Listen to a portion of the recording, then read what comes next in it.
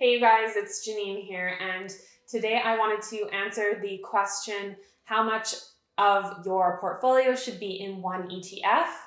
And this was actually a question that someone on Instagram reached out and asked me, and I thought it was a great one to dive into.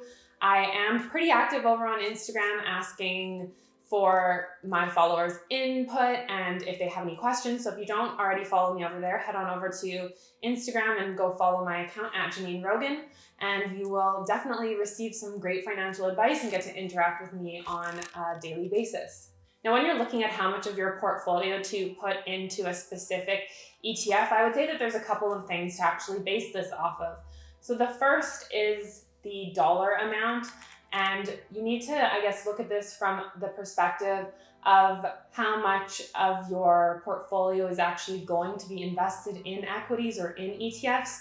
So I don't know if I necessarily say a specific dollar amount, like $10,000, that's the cutoff, but it is something to be mindful of from a more of a percentage basis. So I would say that you probably don't necessarily want more than 30% of your portfolio in one specific ETF. And that is just because of a number of different risk factors.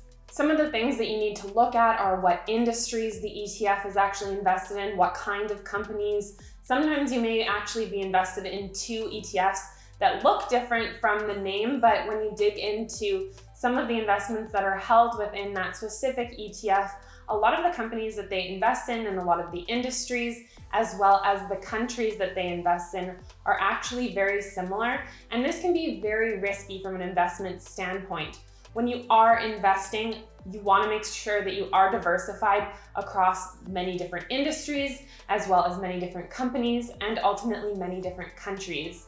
Now, I say this because we all suffer the home bias when we come to invest our money. We're more comfortable investing in our specific country that we live in. So as a Canadian, it is more likely that I'll have more money invested in Canada than what it would actually look like if I base it on kind of the global GDP. And the same is true for many other countries around the world, the US, multiple countries in Europe, Japan.